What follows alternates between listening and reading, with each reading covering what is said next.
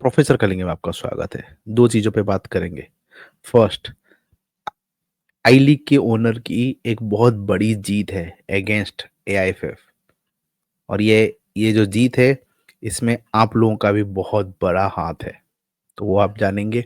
Second बात करेंगे कि नॉर्थ ईस्ट यूनाइटेड एफसी को एक ऐसा जगह मिल गया है, जहाँ से वो यूथ टैलेंट को और भी अपनी टीम में डाल सकते हैं और नॉर्थ ईस्ट के फुटबॉल फैंस को एक फुटबॉल कार्निवल मिल गया है, जहाँ पे फुटबॉल को और एंजॉय कर सकते हैं along with north east United FC के साथ, जो कि आईएसएल के साथ। ये दोनों चीज़ों पे बात करेंगे, so stay tuned till the end of this video and don't forget to subscribe. Professor कलिंग, we are on the way to 10,000 मतलब 10,000 सब्सक्रिप्शन, जो कि आप लोगों के वजह से हो रहा है। ये है मेरा 2 साल भी नहीं हुआ, I think 19 to 20 month, and we are on the way to 10,000 subscription. शायद आप लोगों की सपोर्ट अच्छे से रहे तो बाई दिसंबर न्यू ईयर स्टार्ट होने से पहले मेरा 10,000 सब्सक्रिप्शन हो जाएगा। और ये 10,000 सब्सक्रिप्शन मेरा नहीं, ये आप लोगों का है, हर प्रोफेसर कलिंगा के सब्सक्राइबर के लिए है। So please support. चलिए पहले बात करते हैं हमारे आई लीग के ओनर का क्या हुआ मामला और कैसे हुई ये जीत। उससे पहले मैं एक चीज आपको बताना चाहता हूँ। चलिए मैं उसको ऐड करता हूँ। आई लीग के बारे में ना आप लोगों को 2-4 दिन पहले पता ही होगा कि क्या हुआ लफड़ा। पेमेंट करना पड़ता था उनको टेलीविजन ब्रॉडकास्टिंग करने के लिए। पर चलते हैं और समझते हैं कि बाकी के कंट्रीज में tier two, I league is tier two right, tier two में किस तरीके से रेवेन्यू मॉडल है फॉर द ब्रॉडकास्टिंग। अभी चलते हैं फ्रांस में। फ्रांस में आप देखोगे तो approximately 32 million euros per year का डील मिलता है अमेजॉन प्राइम से, और उसका एवरेज हर क्लब को ना 1 से 2 मिलियन पर ईयर मिलता है। मैं फ्रांस की बात कर रहा हूँ, लीग टू के, लीग वन नहीं, सेकेंड टायर। स्पेन पे बात करेंगे तो स्पेन में जो है 100 मिलियन पर ईयर मिलता है, जो कि बहुत बढ़िया रहता है, ऑब्वियसली स्पेन है वो। एंड उसमें हर क्लब को ना 3 से 4 मिलियन मिल जाता है पर ईयर। ठीक है, अब चलते हैं इटली, सीरिया बी में, सीरिया ए नहीं, अगेन टायर टू।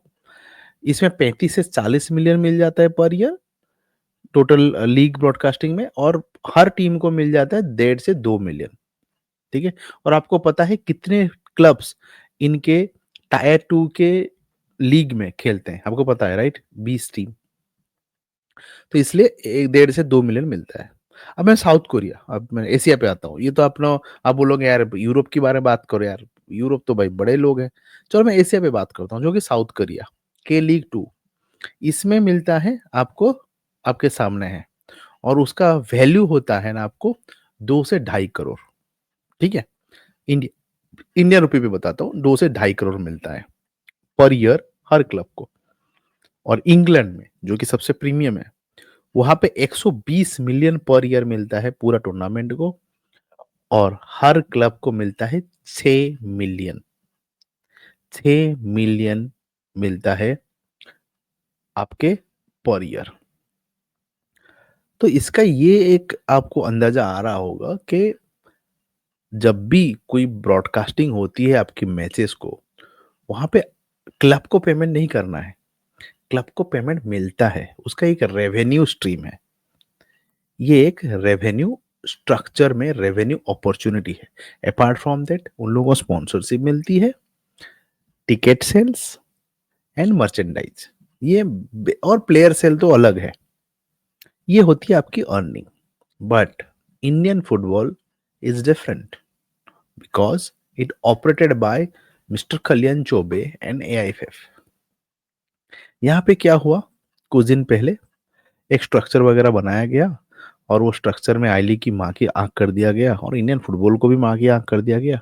और बोला गया है कि तुम जो सोनी में हम लोग बात कर रहे थे कि नो इस बार आई लीग प्रसारण होगा, वो आई लीग वहां पे नहीं होगा, एक दूसरे ऐप में होगा जो सराची ग्रुप से एसएसईएन, उसका टीवी में कोई प्रेजेंस नहीं है, जो भी है ओटीटी प्लेटफॉर्म में है।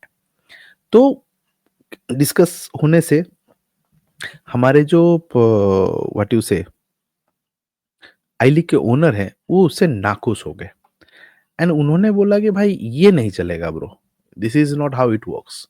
और उन्होंने सोशल मीडिया कैंपेन चलाया।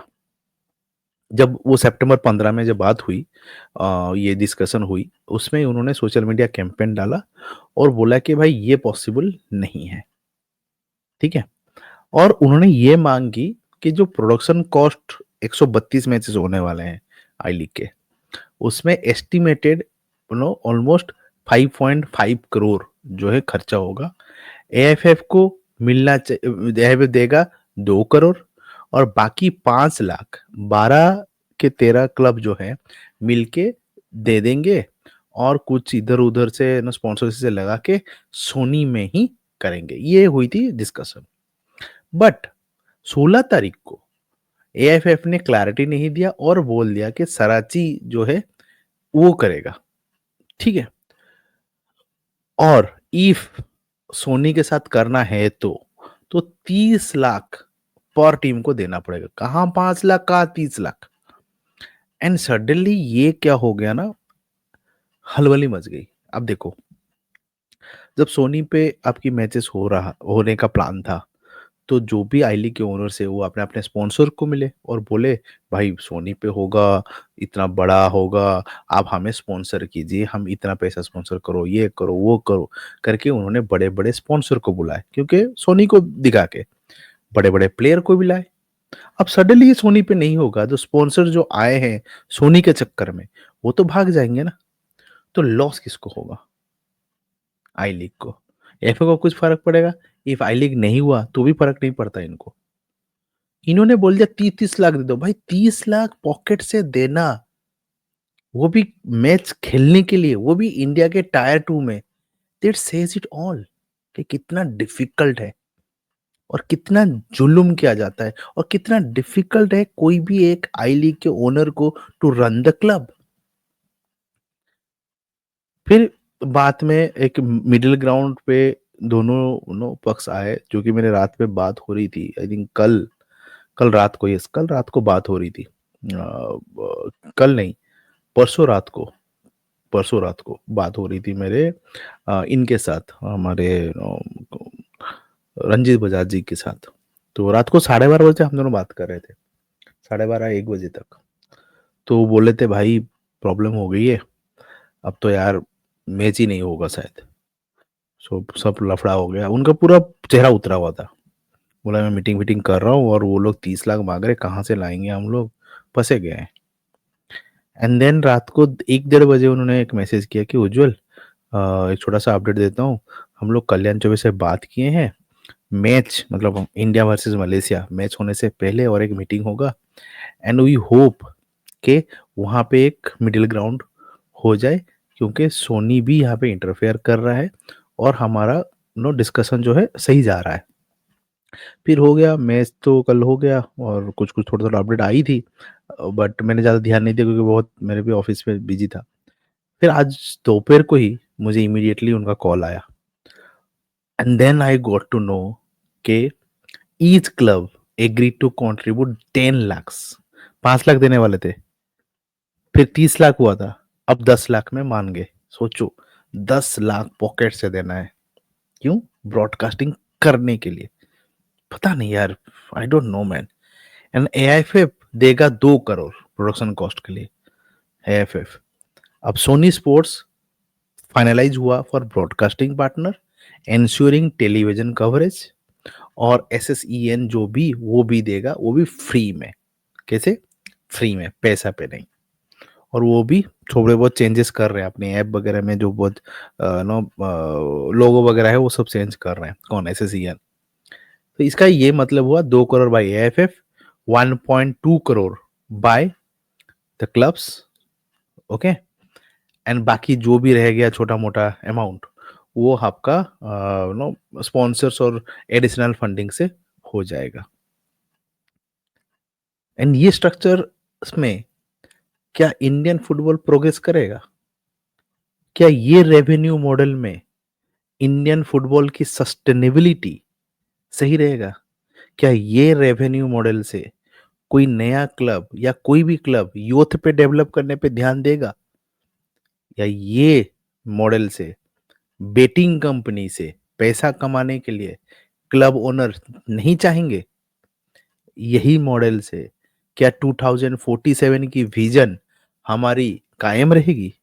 या ये मॉडल से इंडियन फुटबॉल का कुछ भी बेटर होगा?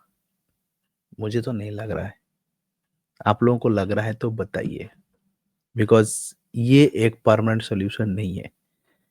ये फ्यूचर में नेक्स्ट सीजन को सेम प्रॉब्लम होगा।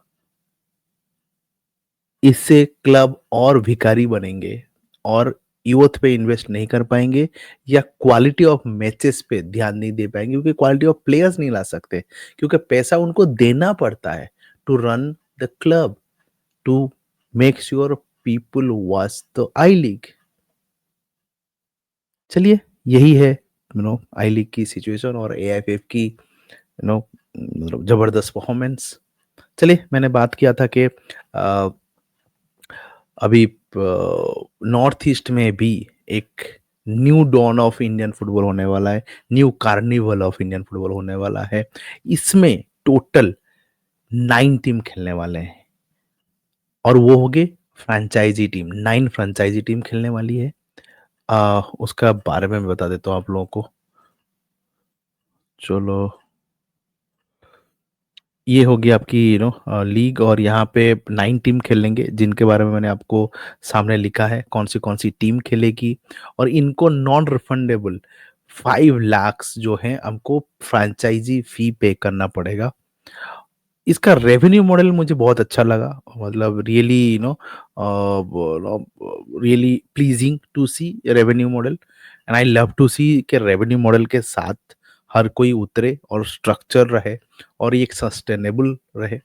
तो देखने लायक रहेगा कि ये जो रेवेन्यू मॉडल है कितना हेल्पफुल होने वाला है। इसके अलावा सबसे इसकी यूनिक पॉइंट है जो कि मैंने बोला कि नॉर्थ ईस्ट यूनाइटेड एफसी को फायदा होगा, वो है इनका स्कोर साइज देखोगे ना, मिनिमम 24 प्लेयर खेलेंगे, वो है मैक्सिमम 30 प्लेयर। पर लोकल टैलेंट पे आप ध्यान दोगे ना, 6 प्लेयर्स होना चाहिए, एटलीस्ट 6 प्लेयर होना चाहिए अंडर अंडर 20, और वो नागालैंड का होना चाहिए। इसका ये सब ये है कि आप यूथ डेवलपमेंट में काम कर रहे हो, and minimum under 20 must feature in starting lineup every match. इसका ये मतलब है कि इनको अपॉर्चुनिटी मिलेगी, इसमें जो अच्छा खेलेगा obviously north east United FC या बाकी के आई लीग की टीम या संतोष ट्रॉफी में संतोष ट्रॉफी की जो अपना मेघालय की टीम है, इवन आई लीग 2 की टीम, ये सब जो है उसको रैडर में लाएंगे और उसको साइन करेंगे। इससे यूथ डेवलपमेंट होगा, जो कि बहुत इंपॉर्टेंट फैक्टर है। इसके अलावा आप गेस्ट प्लेयर भी खिला सकते हो, बट मेरा फोकस ज्यादा रहेगा दैट अंडर 20 के 6 प्लेयर्स एंड 2 प्लेयर्स जो खेलेंगे एवरी मैच। प्लेयर सैलरीज के बारे में भी थोड़ी बहुत उन्होंने मेकअप वगैरह किया है, सो दैट इनइक्वालिटी ज्यादा ना रहे। बट सबसे यूनिक इसको बनाता है इस नागालैंड सुपर लीग, इसका नाम रहेगा आपका ये नागालैंड सुपर लीग। एक फ्रेंचाइजी लीग होने वाला है नागालैंड में, और इसका सबसे यूनिक पॉइंट है यूथ डेवलपमेंट। ऑब्वियसली रीजनली एक मार्केटिंग होगा, फ्रेंचाइजी लीग से बहुत लोग देखने आएंगे, मजा आएगा। बट सबसे इंपॉर्टेंट है youth development and obviously economic opportunity, क्योंकि नागालैंड में economic opportunity is also a point, and job creation, tourism, brand visibility, ये सब भी होगा। But the most important thing जो दिसंबर 2024 में स्टार्ट होने वाला है इज योर यूथ डेवलपमेंट। आपको क्या लग रहा है कि इससे फायदा होने वाला है, and how North East United get the benefit out of it? Let me know in the comment pod. That's it for today. Jai Hind.